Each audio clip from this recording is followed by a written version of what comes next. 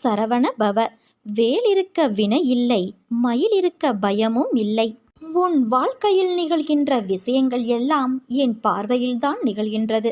அவை உன் மனதை ரணப்படுத்தினாலும் உன் உலகம் என்று நீ நினைப்பவர்கள் எல்லாம் உன்னை காயப்படுத்துகிறார்கள் என்று நீ சொல்லி அழுகின்றாய்.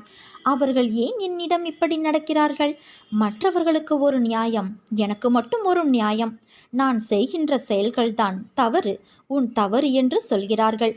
ஆனால் என்னை அந்த அளவுக்கு தள்ளியது சூழ்நிலை. அதற்கு நான் எப்படி காரணம் என்றுதானே நீ புலம்புகிறாய்? இந்த சூழ்நிலையெல்லாம் விட்டுவிடு. நான் உனக்காகத்தான் இருக்கிறேன். உன்னை விட்டு நான் விலகுவதும் இல்லை, விலகி போகும்படி நான் செய்வதும் இல்லை. உன் அம்மாவாக அப்பாவாக நான் என்றும் உனக்கு துணை இருப்பேன். என் மீது நீ நம்பிக்கை மட்டும் வை. உன்னை சுற்றி இருப்பவர்கள் திடீரென தாழ்ந்து போகும்போதும் விழும்போதும் அழும்போதும் அது அவர்கள் கர்ம வினையால் வந்தது என்பதை உணர்ந்து அமைதியாக இரு. எதை பார்த்தும் நீ பயப்படாதே. நான் எதுவரை உன் அசைக்க முடியாத நம்பிக்கையாக இருக்கிறேனோ அதுவரை உனக்கு எந்த தீங்கும் வராது. உன் கரங்கள் கால்கள் திடப்படுத்தப்படும். உன்னை நம்பி வருபவர்கள் யாராக இருந்தாலும் மனப்பூர்வமாக உதவி செய். திரும்ப வரும் என பலனை எதிர்பார்க்காதே. உன்மேல் பொறாமை உள்ளவர்களை பார்த்தும் உனக்கு விரோதமாக பேசித் திரிபவர்களை பார்த்தும் நீ பயப்படாதே. என்னை மீறி யாரும் உன்னை நெருங்க முடியாது. இந்த உலகமே ஒன்று திரண்டு உனக்கு எதிராக துன்பம் இழைக்க முயற்சி செய்தாலும் உன் தந்தையான நான் உனக்கென எழுதியது மட்டும்தான் உன்னை வந்து சேரும் என்பதை நீ உறுதியாக நம்பு. வாழ்க்கையில் நினைத்தது கிடைப்பதற்கும் கிடைக்காமல் இருப்பதற்கும் அவரவர் கர்மாதான் காரணம்.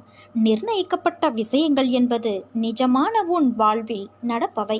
எல்லாவற்றிற்கும் ஏதோ ஒரு காரணம் இருக்கும். அவரவர் துன்பத்திற்கும் இன்பத்திற்கும் எல்லோருடைய மனம்தான் காரணம். இந்த வாழ்க்கை என்பது யாது என்று உன்னிடம் கேட்டால் நீ என்ன சொல்வாய்? நீ சொல்லும் பதிலிலிருந்துதான் என் லீலையின் அடுத்த பெரும் பங்களிப்பு உன் வாழ்வில் நடைபெறும். அப்பா, வாழ்க்கை என்றால் ஒரு பிறப்பின் நோக்கம் அறிந்து வாழ்வதற்கும் ஆன்மா என்ற உருவமற்ற உணர்வுகளுக்கு மதிப்பளித்து அதை நடைமுறையில் செலுத்தி அதற்கான முக்கியத்துவம் கொடுத்து அதை நிறைவு செய்வதில்தான் வாழ்க்கை என்ற சொல்லுக்கும் அர்த்தமும் அதன் பயனும். இந்த பதில் உன்னிடத்தில் வருகிறதா என்பதை முதலில் கேட்டுப்பார். இந்த வாழ்க்கை என்பது அன்பு, பாசம், விசுவாசம், நம்பிக்கை, பக்தி என்ற உணர்வுகளால் நிறைந்தவை.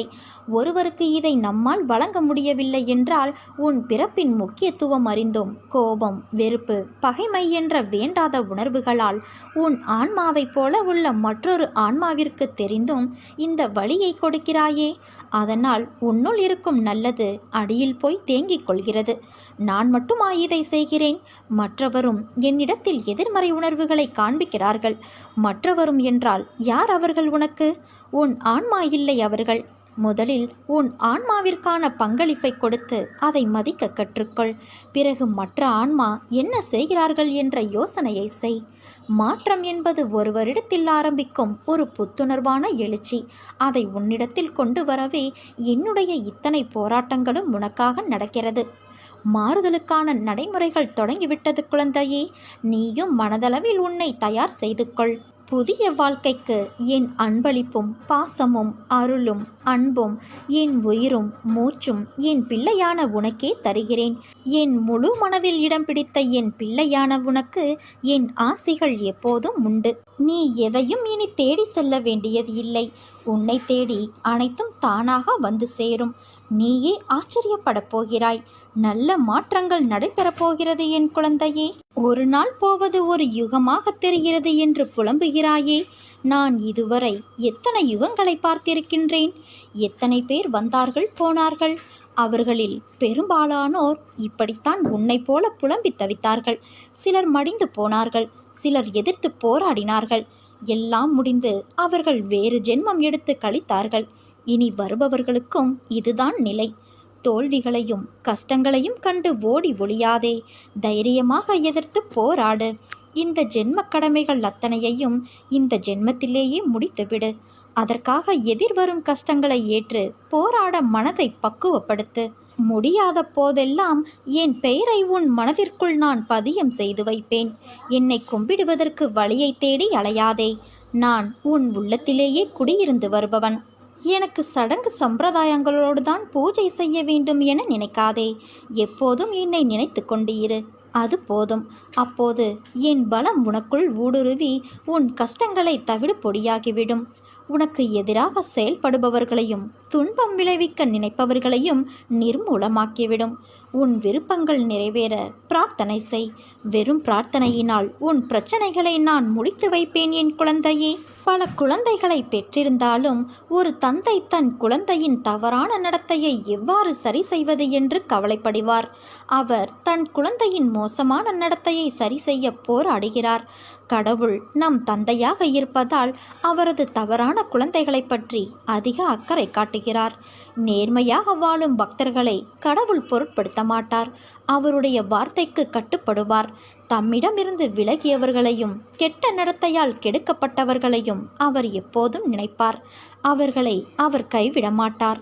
அவர்கள் நடந்து செல்லும் பாதை எவ்வளவு அற்பமானது, மோசமானது என்பதை அவர் உணரும்படி கட்டாயப்படுத்துகிறார். ஒரு நொடியில் அவர்கள் கண்களை திறப்பார்.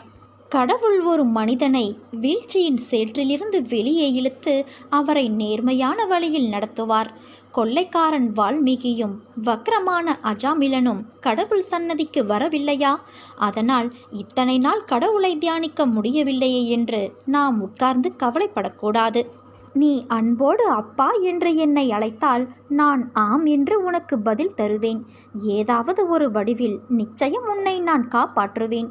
என் நாமம் உச்சரிப்பதற்கும் கேட்பதற்கும் மிகவும் இனிமையானது. வாழ்க்கை ஒரு பண்டிகை கொண்டாட்டமாக மாறும். நீ பயப்படாதே, நான் உன்னோடு இருக்கிறேன்.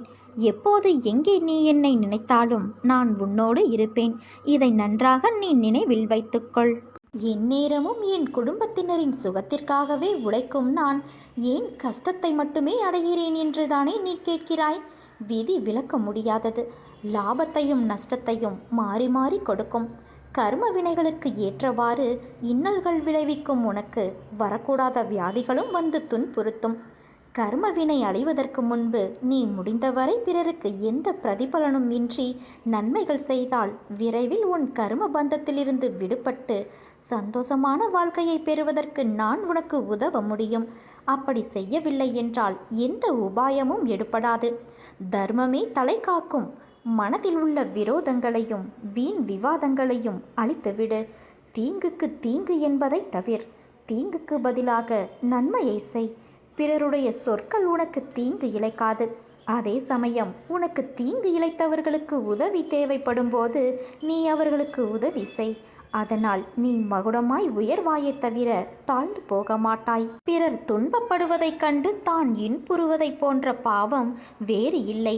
அதுபோல ஒரு நாளும் நடந்து கொள்ளாதே. நீ இதை கடைபிடித்தால் போதும். உன் துயரங்கள் நிச்சயம் முடிவரும்.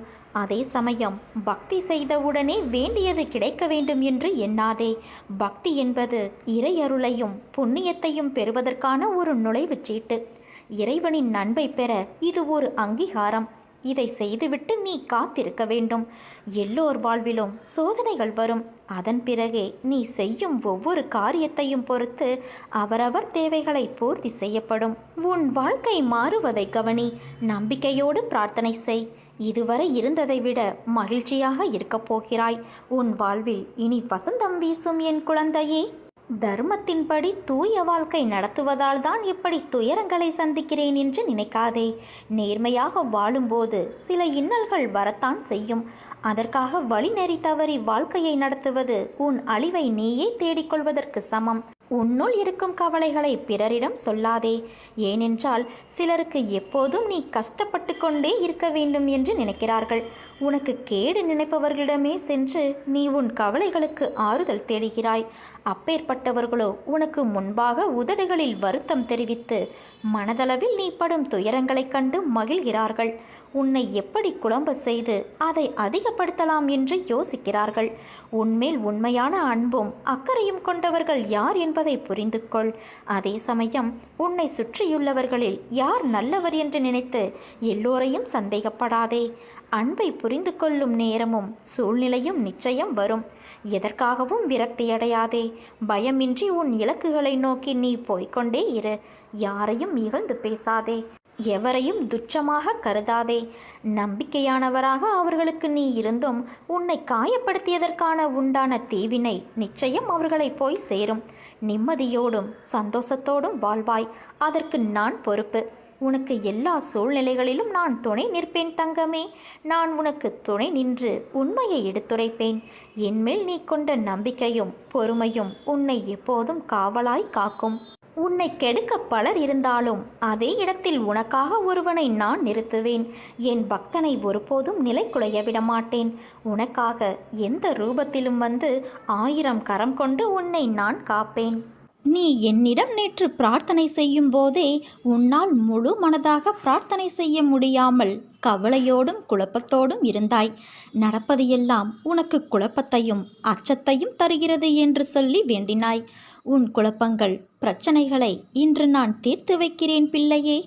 நேர்மறை எண்ணத்தோடு உன் வாழ்வில் நீ விரும்பிய மாற்றத்தை பற்றி நீ மகிழ்ச்சியாக சிந்தனை செய். இன்று சில மாற்றங்கள் நீ நடப்பதை காண்பாய். நம்பிக்கையை மட்டும் கைவிடாதே. உன் மனம் மகிழும் நிகழ்வுகளை நான் நடக்கச் செய்வேன். யாரேனும் ஒருவர் தன்னை என் குழந்தையாக பாவித்து என்னிடம் வேண்டிய அளவு சரணடைந்து அந்த சரணாகதியை முழுமையானதாக செய்து கொள்ள முயற்சிகள் முழுவதும் எடுத்துக்கொண்டு விட்டால் நான் அவருடைய எல்லா சுமைகளையும் ஏற்க முன்வந்து அந்த பக்தரை உண்மையிலேயே தன் குழந்தையாக ஆக்கிக்கொள்வேன். அவருடைய பொறுப்புகள் எல்லாவற்றையும் நானே ஏற்றுக்கொள்வேன். ஒருவர் காண்பது என்னை மட்டுமே. எனினும் என்னை பற்றிய பேச்சுக்களையே செவி மடிப்பினும் என்னிடம் மட்டும் பக்தி கொள்வானாயினும் ஒருவன் முழு மனதோடு என்னை நாடி என்னிடமே நிலைத்து இருப்பின் அவன் உடல் ஆன்மா இரண்டை பற்றியும் எந்தவித கவலையும் கொள்ள தேவையில்லை. என்னிடம் பக்தி செலுத்துவோர் இங்கு ஏராளமானோர் உள்ளனர். ஆனால் என்னிடம் சரணடைந்து என் குழந்தையாக வேண்டுபவர்கள் எத்தனை பேர்? மனித குலத்தில் உள்ள பெரும் குறை இது. சுலபமாக அளிக்கப்படுவதை யாரும் மதிப்பது இல்லை. தன் குழந்தைகளுக்கு அமானுஷ்யமான அதிசயக்கத்தக்க உதவி நான் அளித்த நூற்றுக்கணக்கான சம்பவங்களுக்கு பின்னரும் விசுவாசம் ஏற்படவில்லை என்பது ஆச்சரியமாக உள்ளது. உண்மையிலேயே நீ என்னிடம் சரண் புகுந்துவிட்ட குழந்தை என்றால் நீ வேண்டியதை அளிக்க நான் தயாராக இருப்பதை நீ உணர்ந்து கொள்வாய். என்னிடம் இந்த கணமே பூரண சரணாகதியடைந்து பார். மற்ற எல்லாவற்றையும் நானே பார்த்து கொள்கிறேன். என் சத்தம் உன் மனதில் ஒலித்தால் இப்போதே என்னை நோக்கி பார். என் விழிகள் உன்னோடு பேசும். உன் உணர்வுகள் சில்லிட்டு ஆனந்த கண்ணீர் பெருகும். இதே உணர்வோடு இரு. இனி காலமெல்லாம் மகிழ்ச்சியாக இருக்கும் என் குழந்தையே.